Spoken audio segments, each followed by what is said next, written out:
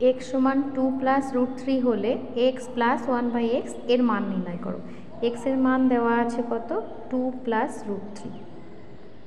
এবার আমি 1/x বের করব, তাহলে 1/2+√3। এবার ভগ্নাংশ হয়ে গেল, ভগ্নাংশের হরে করণী আছে, করণী নিরসন করব। করণী নিরসক উৎপাদক দিয়ে লব এবং হরকে গুণ করব, অর্থাৎ এর করণী নিরসক উৎপাদক কত, এখানে আছে 2+√3, তাহলে আমি 2-√3 দিয়ে লব এবং হরকে গুণ করব। তাহলে লবে 2-√3 থাকবে, আর হরে কি হবে দেখো, a+b × a-b এর সূত্র পড়বে a² - b²। a বলতে এখানে 2 আর b বলতে √3, তাহলে 2² - √3²।